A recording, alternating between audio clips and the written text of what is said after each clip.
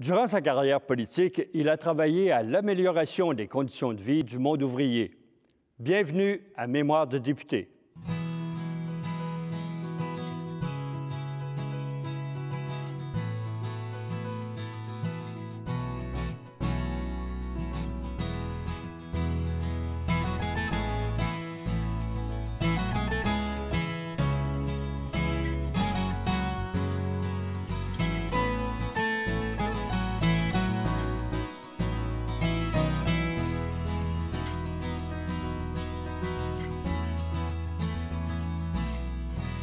Bonjour, M. Dean. Bonjour, M. Morin. Le Parti québécois, à l'époque, était reconnu comme étant plutôt social-démocrate. Vous étiez à l'aise là-dedans. Oui. Est-ce que c'était unanime ou si vous aviez des discussions parfois un peu différentes? Le parti, par définition, était une coalition d'un groupe plus à gauche, un autre de droite, le créditiste, de Gilles Gagois, et le groupe Lévesque, le groupe social-démocrate. Il y avait un très fort noyau social-démocrate dans ce groupe-là. Les Robert Burns, les Pierre Marois, Parizeau, Camille Lorrain, Denis Lazure étaient très à gauche. Et puis, donc, je me sentais très, très bien. Vous étiez avec M. David Payne les deux seuls députés anglophones au Parti québécois. Oui. Est-ce que c'était un avantage pour vous ou un inconvénient? Ni l'un ni l'autre, c'était un fait. Ah bon? Lui s'est présenté dans les circonstances qui ont fait qu'il a gagné, et moi aussi. On ne se considérait pas comme mandataire de la communauté anglophone. Non? Non, pas du tout. Ni moi, ni David. Moi, écoutez, je vivais dans ma famille, je parlais français depuis longtemps, ma femme ne parlait pas l'anglais, donc ça réglait le cas. Mes enfants étaient élevés dans le système scolaire francophone. J'avais tout mon travail, presque à 99,9 % était en français parce que je demeurais dans un comté très majoritairement francophone et le comté de Prévost était encore plus majoritaire que le comté de Groux, qui était mon lieu de résidence. Mais je traitais les anglophones comme tout autre citoyen. Quand j'étais invité à venir voir leur groupe ou à recevoir leur dossier puis essayer de les aider à le réaliser en fonction des programmes du gouvernement. J'étais toujours là pour eux comme pour n'importe qui, mais pas spécifiquement anglophone, non. Plusieurs observateurs, à cause de votre notoriété, vos origines, vous désignaient presque automatiquement ministre. Est-ce que vous avez cru à ça? Et en corollaire, est-ce que vous avez été déçu de ne pas être nommé ministre? Non, disons, je m'attendais possiblement à cause justement de mon expérience et je pensais pouvoir contribuer. Mais je n'étais pas déçu de ne pas être nommé, monsieur, parce que j'ai appris comment M. Lévesque raisonnait. Et son raisonnement, j'étais comme d'accord avec lui. Il respectait l'ancienneté. Il avait des contraintes régionales aussi. Alors, il m'a tout de suite nommé adjoint parlementaire avec Pierre Marois aux main-d'œuvre et le travail. Alors, j'étais dans mon élément et avec un ami depuis longue date, Pierre Marois. Alors, j'étais très, très heureux dans cette situation-là et j'ai pu contribuer, mais... Et vous avez joué un rôle quand même assez actif pour un adjoint parlementaire avec Pierre Marois parce qu'il a dû s'absenter quelquefois. Oui, même en arrivant, c'était déjà tramé entre M. Lévesque et M. Marois que Marois resterait plutôt dans le bureau à penser des choses, à des programmes, et que moi, je puisse aller comme adjoint parlementaire aux périodes de questions. Alors, je me suis trouvé en période de questions pas longtemps après l'élection, pour le meilleur ou pour le pire, mais je me suis débrouillé assez bien, je crois. Quand je ne sais pas les réponses, je dis je n'ai pas la réponse, je vais vous donner une réponse d'ici quelques jours, et puis c'est toujours accepté. Je ne savais pas que ça faisait partie du jeu, mais j'ai vite appris. Est-ce que vous avez eu des dossiers particuliers à régler? Pas particulièrement. J'ai plutôt travaillé avec Pierre sur les dossiers du ministère. Je participais à toutes ces rencontres avec les hauts fonctionnaires et donc tous les projets de loi de différents sujets qui étaient sur la table. J'ai participé là-dedans, puis j'ai participé dans les orientations, dans les discussions sur le ministère du Travail et de la main-d'œuvre. Et dans les deux domaines, j'avais des choses à dire, mais... Est-ce que vous étiez perçu avec de la méfiance par les organisations patronales à cause de vos antécédents syndicaux? Bien, je ne peux pas parler pour eux. Je ne les blâmerais pas de me trouver un peu comme un cheveu sur la soupe, mais mes relations avec le monde patronal, il y a quand même une certaine étiquette, une certaine politesse qui existe quand eux respectent le gouvernement. Et comme gens civilisés, puis moi, comme agent du gouvernement, je respecte le patronat. Alors, on se trouvait plusieurs fois l'occasion d'être en désaccord, mais quand on poussait un peu, on trouvait des choses d'accord. Je n'ai pas une mauvaise impression à cette époque-là du patronat. Et quand j'ai, plus tard dans le mandat, été mandaté pour faire une politique de plein emploi, mais il faisait partie, là, il fallait le gouvernement, le patronat. Et puis, il y avait 4 groupes patrons. Oui, il y a la Chambre de commerce, il y a la Fédération des entreprises indépendantes, il y avait l'Association des manufacturiers et le Conseil du patronat. Et chacun avait, et ils avaient, par exemple, l'Association des manufacturiers à cette époque-là était assez progressiste et assez ouvert sur bien de points en discussion. Donc, les relations étaient plutôt bonnes. Bon, mais moi, j'ai trouvé que les relations étaient correctes et même beaucoup d'ouverture, beaucoup de... je ne attendais jamais qu'ils sacrifient leurs principes à eux, pas plus que j'imagine qu'eux pensaient que je sacrifiais pas mes principes à moi ou les principes du parti, mais quand on veut, il y a toujours des points d'accord qu'on peut trouver qui sont, comme on dit, gagnant-gagnant. Il y a, par exemple, dans le domaine de la formation professionnelle, les patrons ont besoin de travailleurs formés et les travailleurs ont besoin de formation pour apprendre les technologies de l'avenir pour pouvoir occuper leur travail. Alors, ça, c'est juste un exemple de ce qu'on peut avoir en commun. Puis quand on discute quelque chose d'intérêt commun, c'était relativement facile. Quand on discute des choses moins unanimes, bon, on négocie. Monsieur Dean, en 82, M. Lévesque procède à un remaniement ministériel.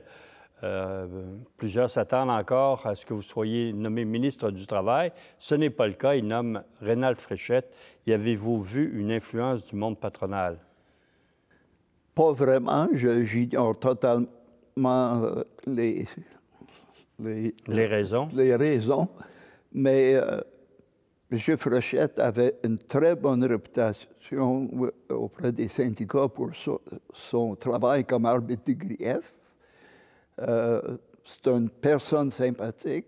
Il était familier avec le monde du travail. Alors, moi, j'ai toujours pris ça un peu dans ce sens-là. Et j'étais très heureux parce qu'au même moment, quand j'étais avec Pierre Marois, le ministère de Main-d'œuvre et Travail étaient ensemble, mais au moment que M. Fréchette arrive, on a divisé le ministère. M. Marois est resté à la main-d'œuvre et M. Fréchette a pris le travail. Alors, on a discuté, puis j'ai décidé d'aller avec M. Fréchette parce qu'il était nouveau comme ministre, mais en même temps, puis c'est un gars très sympathique, très bonne personne, puis on a travaillé assez bien ensemble. Durant la même époque, fin 82, début 83, une grave crise économique, mais crise budgétaire aussi pour le gouvernement. Le gouvernement coupe de 20 le salaire de ses employés pour équilibrer le budget. Étiez-vous favorable à cette solution-là ou si vous avez essayé de proposer autre chose? Non, je n'étais pas en faveur. D'ailleurs, au début, on voulait poser le geste au printemps. Et moi, j'ai argumenté qu'on ne peut pas faire des changements pendant qu'il y a une convention collective en vigueur. Si on veut garder un peu de crédibilité auprès des travailleurs. Et puis, j'ai proposé qu'on fait un sommet. J'appelais le sommet de la solidarité, mais ils ont fini par appeler c'est un sommet. Mais à ce sommet, le ministre des Finances est allé révéler aux gens du patronat et aux gens des syndicats le problème budgétaire qu'il avait. Et moi, mon espoir, c'était que, parce que c'est l'époque où, par exemple, la FTQ est venue avec l'idée du chantier, le programme, là, ils ont mobilisé le secteur de la construction pour... Les avocats, les architectes, tout le monde prenait un prix inférieur. Puis je ne me rappelle pas le nom de ce projet. Mais la question de concertation était déjà bien développée. Et j'espérais qu'il y aurait quelque chose qui se déclencherait à partir de ce sommet-là. Malheureusement, ça ne s'est pas produit. Mais au moins, le gouvernement a attendu la fin de la convention collective pour poser le geste. Mais je trouvais ça horrible. Puis, évidemment, on contait des histoires comme quoi que les sous-ministres hauts fonctionnaires rentraient le dimanche pour faire des chèques pour lundi matin. Est-ce que c'était légende urbaine ou la vérité? J'en sais rien. Mais ça a tout l'air que c'était grave à ce moment-là. Comme on dit, le gouvernement était cassé. Oui. C'est ça qu'on croyait. Alors, on a entendu que... Et puis, quand j'ai vu le jour des décrets, quand c'est rentré à l'Assemblée nationale, si c'était pas si tragique, ça aurait été drôle de voir quasiment une brouette pleine de décrets pour plusieurs différents secteurs. Mais quand c'est venu un vote, moi, avant de savoir qu'il y avait un vote sur cette question-là, j'avais accepté de rencontrer un groupe de travailleurs qui était face à une fermeture d'usine. Et je me suis rendu à Montréal, puis quand j'ai su qu'il y avait un vote, j'ai dit, écoute, j'y vais pas. Je vais rester puis s'occuper du monde qui a des vrais problèmes que de faire un mini-drame avec cette question-là. Mais personne ne m'a jamais reproché, personne ne m'a jamais dit un mot après. Parce que vous étiez absenté de... J'ai dit que c'est plus important que je sois avec les travailleurs qui face à une perte d'usine, que de toute façon, ça va passer parce que la majorité des députés étaient rangés, mais je ne pouvais pas m'amener à voter pour ça. Au printemps 84, autre changement dans l'équipe de M. Lévesque. Là, cette fois-là, il vous nomme au Conseil des ministres, mais au revenu. Comment il vous a annoncé ça? Très simplement, il n'allait pas. Je rentre dans son bureau, il dit, bon, on pensait qu'il vous serez bon au revenu. Je dis, comment ça? Qu'est-ce que je connais là-dedans? Mais il m'a parlé un peu, je ne sais pas si c'est juste pour m'embarquer, parce qu'il est très astucieux, mais c'est vrai que... Mais il a dit, écoute, je pense que les fonctionnaires du ministère du Revenu ont besoin de se faire revaloriser un peu. Il dit, à votre expérience, peut-être vous pouvez faire quelque chose. Alors, je l'ai accepté ça comme un mandat, et c'est ça que j'ai fait. J'ai fait mon possible comme ministre du Revenu, mais il y a tellement d'experts autour que le ministre lui-même, il endosse ce que les experts font, au fond.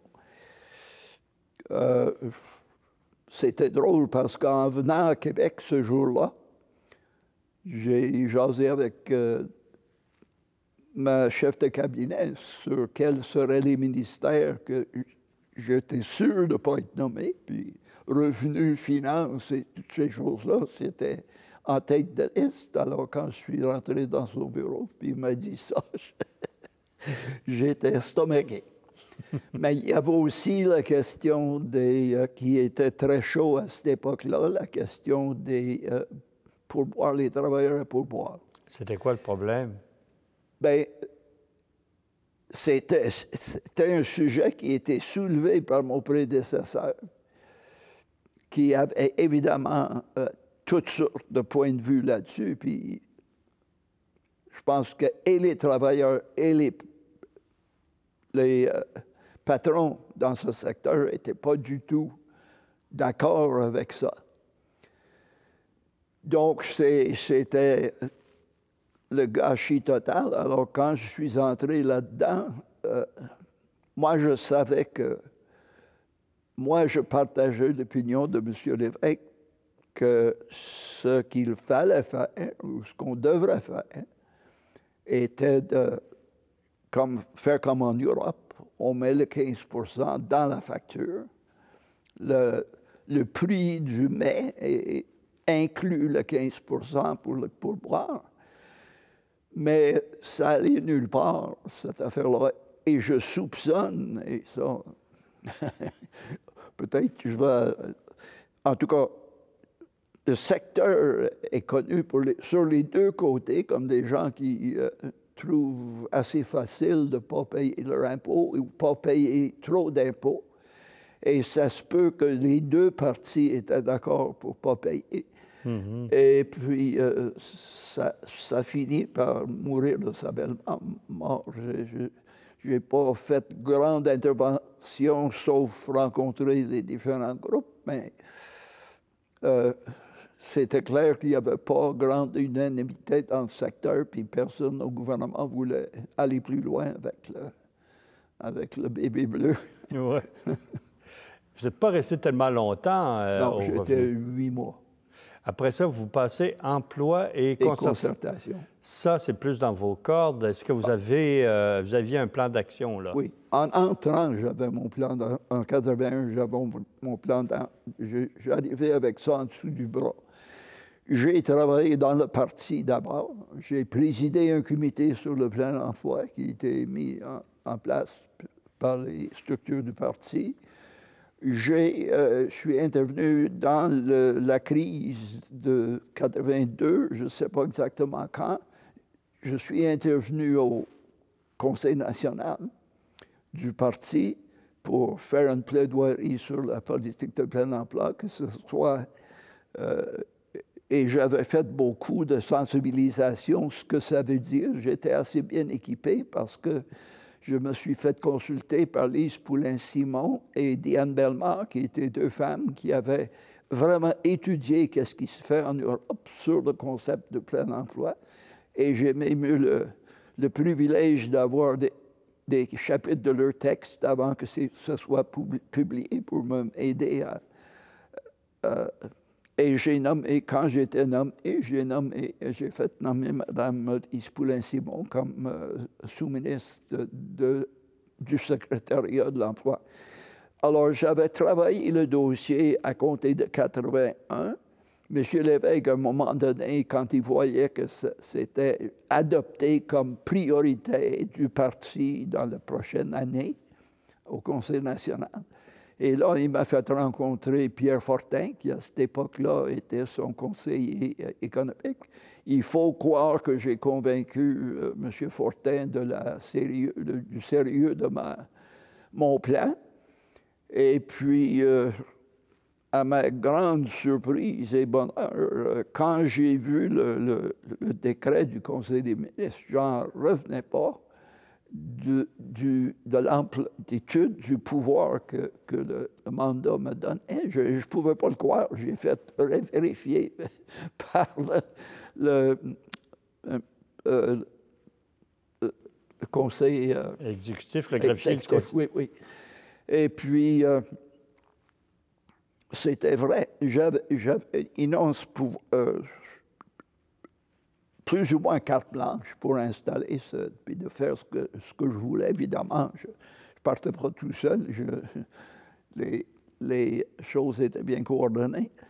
Mais dans un an, le seul problème, c'est que nommé vers la fin d'un mandat, je savais en prenant le défi qu'il restait peut-être un an et demi au gouvernement. Parce qu'effectivement, le gouvernement est en train d'élaborer une politique de plein emploi. Donc, on ne peut être inapte à faire quelque chose dont nous jetons les bases essentielles depuis 8 ans et que nous sommes maintenant en train d'amorcer. Et surtout, autour d'une politique de plein emploi, d'une politique qui est tout à fait nouveau dans le débat public au Québec, parce que ce n'est effectivement, depuis la crise et ses effets de la crise, que le débat public est parti au Québec autour d'une véritable politique de plein emploi. Ce débat a sensibilisé les esprits, tant patronaux que syndicaux, à ce que font depuis plusieurs années quelques pays industriels qui réussissent envers et à travers toutes les crises économiques, financières et énergétiques que nous vivons également, qui réussissent, dis-je, à maintenir les taux de chômage à un niveau étonnamment bas, tout en bâtissant des économies étonnamment dynamiques. Et vraiment, j'ai été surpris du progrès qu'on faisait. En d'autres termes, si on avait eu un autre mandat, je pense qu'on aurait pu faire quelque chose de très bénéfique pour le Québec et qui aurait pu rester plus longtemps. Évidemment, on n'avait pas la même culture social-démocrate qui peut exister dans les pays scandinaves, où même quand la droite prend le pouvoir, il n'ose pas trop brasser la cage. Mais ici, ce n'était pas le cas. Et moi, le nouveau gouvernement libéral en 85. En 85, a pris le pouvoir le 15 décembre. Et entre Noël et Jour de l'An, il y avait un petit filet dans les journaux caché entre les cadeaux de Noël et Jour de l'An pour dire qu'il a aboli le secrétariat et tout ça. Et Lise Poulin-Simon avait créé un groupe de jeunes fonctionnaires professionnels, des économistes et tout ça. C'était vraiment prometteur. Et j'avais commencé la tournée, on avait la table nationale de l'emploi où les 4 organismes patronaux, les 3 centrales siégeaient. Et les discussions allaient bon train. Et puis j'ai commencé une tournée régionale où on a rencontré des contreparties régionales. Et là, dans les régions, c'était épatant parce que même les employeurs qui étaient pas trop nécessairement trop embriqués dans les organismes nationaux des patrons, trouvaient beaucoup de mérite là-dedans. Les travailleurs étaient vraiment heureux de voir cette démarche. Je me rappelle un jour qu'on a discuté, on a fait un spécial pour le secteur des chantiers maritimes, pour les choses qui passaient à Sorel. Puis c'est un syndicat CSN, puis ils étaient vraiment épatés de ça. Et c'était frustrant de pouvoir laisser ça là parce que les chantiers maritimes n'ont jamais véritablement repris souffle. Et avec la réaction que même les patrons et les syndicats dans ce secteur-là, dont la CSN, qui avaient réagi à ce qu'on avait proposé, je pense que ça aurait été très prometteur pour ce secteur-là. Finalement, la politique de plein emploi n'a jamais vu le jour. C'est un an. Là, on avait le secrétariat, on avait commencé des démarches pour mettre des structures en place. Par exemple, à ma grande surprise, j'ai juste posé la question, est-ce qu'il y a une place avec tous les ordinateurs, puis les professionnels, puis du monde savant qu'on a à notre service? Est-ce qu'il y a un endroit où toutes les décisions du gouvernement de dépenser passent par un goulot quelque part, où on peut tous les voir passer? La réponse était non. Alors, le premier mandat que j'ai donné aux jeunes professionnels, c'est, écoute, il faut avoir ça parce que si une politique de plein emploi veut dire que le gouvernement s'engage de faire de l'emploi un critère dans tous les dossiers du gouvernement, dans toutes les dépenses, dans tous les budgets, alors si tu ne peux pas les voir passer, tu peux avoir des choses contradictoires qui passent d'un ministère est en train de bonne foi, parce qu'il ne pense pas peut-être d'éliminer 2000 emplois, puis tu as un autre ministère qui tient compte de l'impact positif sur l'emploi de son affaire, puis il propose ça. Alors, si tu n'as pas quelqu'un qui peut voir passer toutes ces choses-là pour mettre un peu de cohérence là-dedans, c'était scandaleux, au fond. Je ne sais pas même encore aujourd'hui s'il existe une telle chose. Je doute fort bien parce que ça, c'est un des problèmes de vie parlementaire, c'est que chaque ministre est tellement occupé de son ministère qu'on ne parle pas nécessairement souvent. Et beaucoup de choses passent qu'on ne sait pas. Vous voulez dire qu'il n'y a pas beaucoup de communication entre les ministres et sur différents dossiers? Bien, non, je pense que chacun, il y a peut-être une explication pour ça. Je ne dis pas qu'il n'y a pas de communication, mais peut-être il pourrait y en avoir plus ou une communication plus formelle. C'est sûr que quand on présente un dossier au Conseil des ministres, bien là, il y a un comité ministériel qui étudie ça, il y a un comité judiciaire, là, des avocats qui passent sur tout ça. Mais je pense que ce n'est pas par définition que chaque ministre sait tout ce qui se passe dans les autres ministères. C'est intéressant. On continue la semaine prochaine, M. Lee. D'accord. Merci.